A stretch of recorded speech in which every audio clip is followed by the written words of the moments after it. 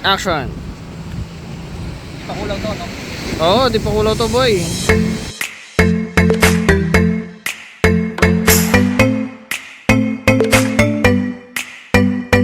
Sa mga nagtatanong kung po pwede po maligo doon, hindi ko po alam. Walang yang rides yan.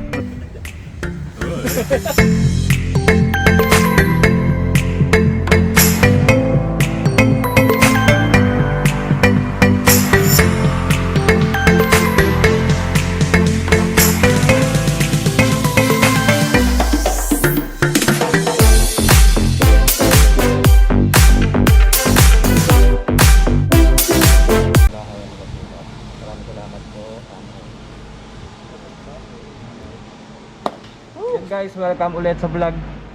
And ngayon papunta kami sa Kasiguran. And tatlo ulit kami. Ayan, makikita nyo ang mga loyal na mga kasama ko, companion. Kasi lagi kami tatlo lang. Umambo ng konti, pero ayan, baka din na kami magkapote. Let's go. Into Taiga Station. Full tank kayo? Full tank na ako. Ikaw pre? Ako hindi pa.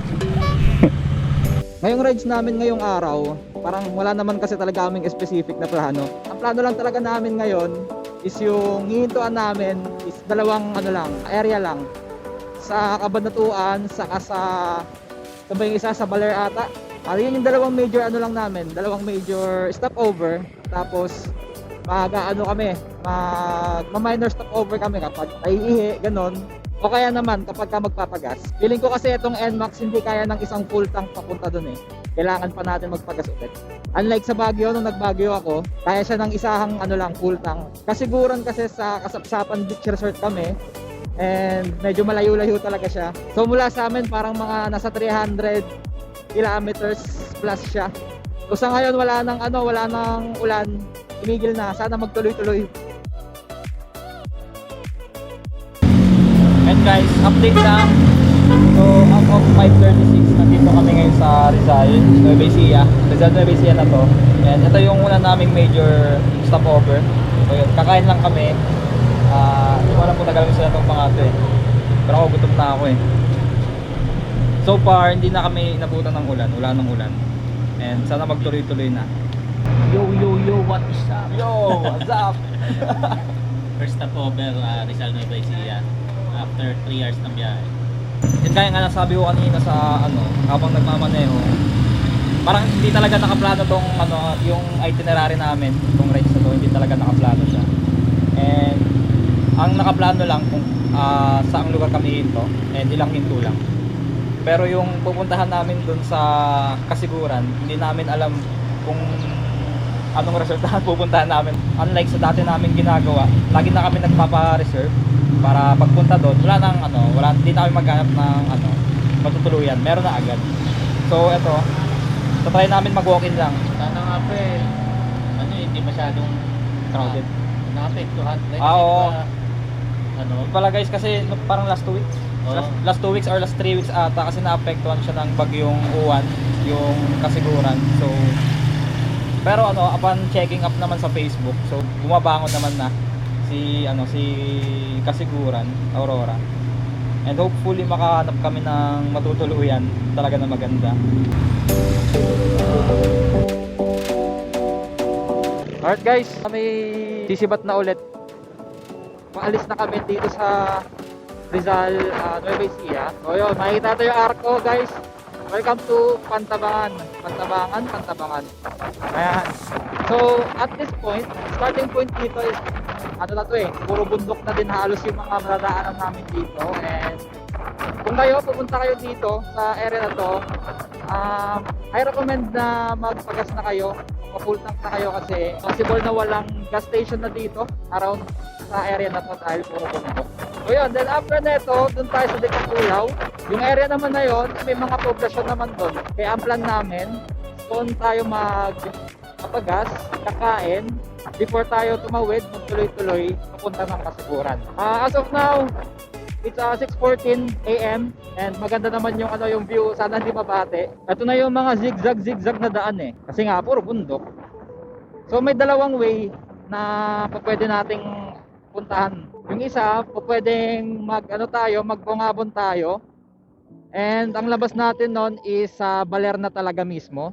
And mas pinili namin kasi na pumunta na lang dito or dito na lang dumaan sa Maria Aurora. Mas konti yung zigzag dito eh. So I assume, ganda na oh.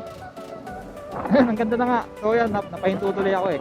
Yun, sa Maria Aurora kasi, I presume na konti lang yung zigzag dito. And hindi gaanong paahon. Sana, hopefully. Kasi sa Bungabon, alam ko dito, puro paahon dito eh. Tapos, mas marami yung zigzag sa Bungabon. Papuntang Baler. So kami, Maria Aurora, then Dipakulaw. So yun yung tinahak namin. Pero kayo guys, kung gusto nyo ng mga zigzag, feeling ko sa Bungabon talaga maganda. And both naman guys, maganda yung view. So, okay lang naman kahit anong destination. Naging mas practical lang talaga kami ngayong araw. Para syempre mas mabilis makarating doon sa paroroonan. So ito yung mga yung mga kasama ko, mga tropa ko. Ayan, si Bry. So sana nakikita, shout out kay Pareng Bry. And yung isa nandun sa likod. Sana nakikita siya. Ayan, so maliwanag na and maganda yung umaga dito kasi naulap siya. And hopefully mamaya mga alas 8, hindi siya gaano na araw. Kasi for sure abutan kami ng sikat ng araw talaga mamaya bago makarating dun sa Dipakulaw.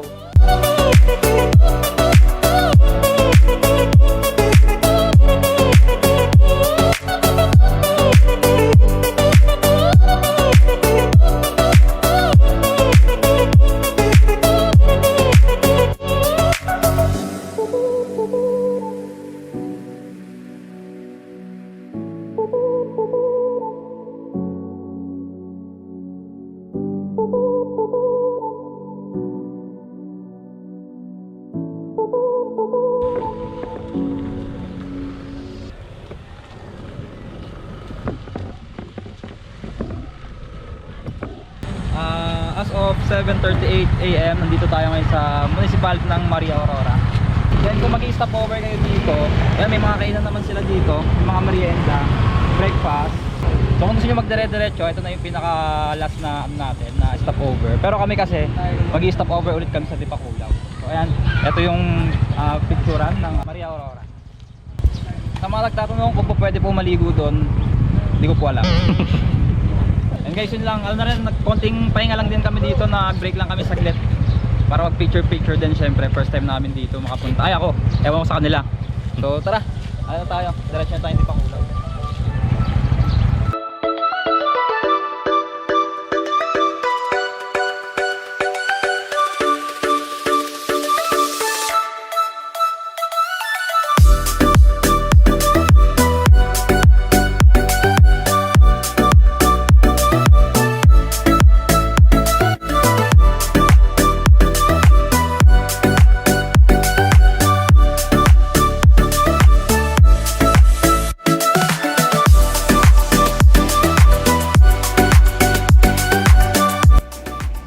Yan guys, hinto muna tayo dito sa Dipakulaw. Yung mga turista na papunta dito sa norte is ito yung isa sa pinupuntahan dahil doon sa bato na yon, kung makikita nyo yung bato na yon. And syempre yung vast ng sea nakikita nyo naman siguro. Ayan, maganda rin yung tanawin. So pero sa mga vlogger na napapanood ko, yun talaga yung talagang pinupuntahan dito.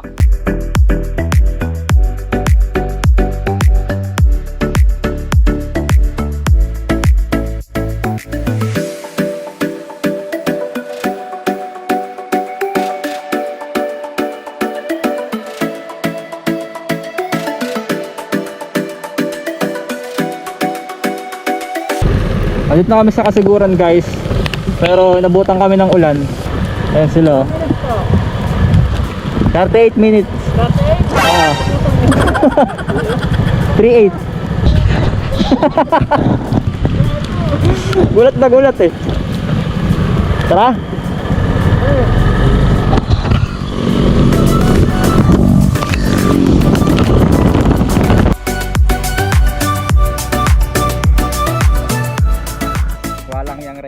So nandito na kami. Wala mo na tayong ride next year Tapos pang hanggang next year na tong ride na to siguro.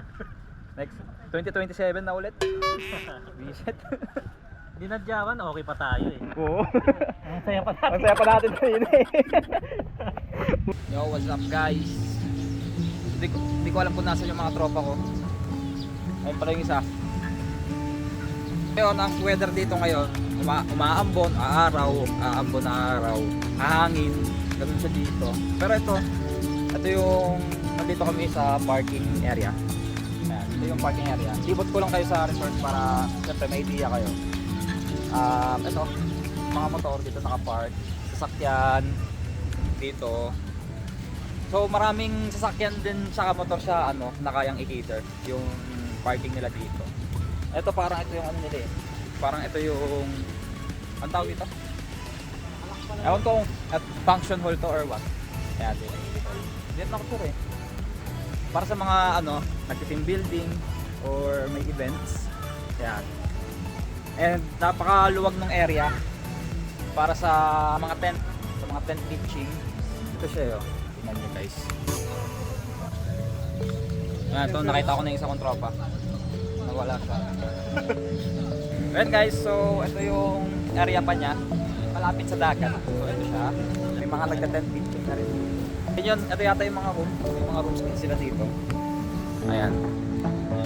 Room ba yun? Ito yata yung room nga. Yung 3,000. So parang ito pa rin yung naging aftermath na Bagyong Tuwan. So konting update lang din. Ayan siya. And guys, saglit, maliligo lang kami saglit. Tapos mamaya mag-iinom kami. Let's go. Ay gagi time-lapse ka. Hindi, okay na yan. Gagi sa edges mo yung Gagi, gusto nyo pa akong ipakita sa video na nag-shoot eh. Naka-timelapse yan.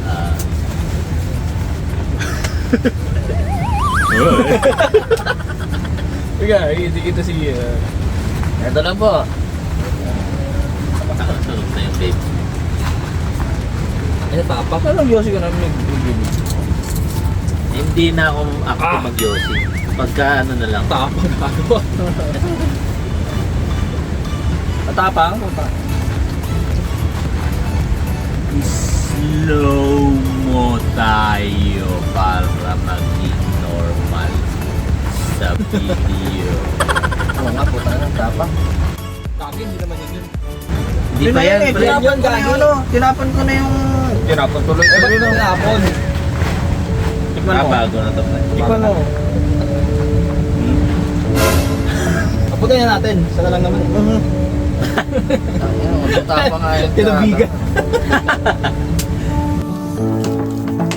Yun guys, konting update lang. Before kami mag-inom kagabi, hindi ko na rin nag-videoan kasi kumain kami ng gabihan na dito, hapunan na dito. So may mga kainan din naman kasi sila dito, may mga silog sila.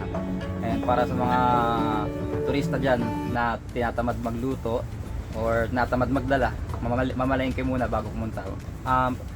Possible naman din na makakain pa rin kayo dito. So may mga tindahan din, sari-sari store, may mga kumbaga yung mga necessities natin sa dagat or pag magdadagat.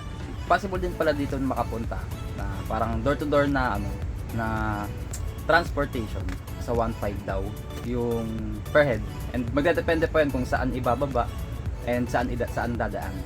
So yung 1.5 na yun parang from dito hanggang Maynila ba yun? Tapos umuulan pa rin eh. Ang check-in dito is 1 PM, then ang check-out is 12 PM. Pero kung maaga kayo na nakarating dito, tapos may mga room naman na available na, papapasukin naman daw kayo. Pero kung wala, may antayin naman doon. Maluwag naman yung parking area. 1.5 yung di ba, yung kubo natin, tapos yung may aircon is 3K. Then 4 to 6 person boat. Mga isang oras na lang din kami maliligo. Then after nun, sisibat na kami. Kung sakali man na pupunta kayo dito, so welcome in advance. And enjoy kayo guys, and ingat.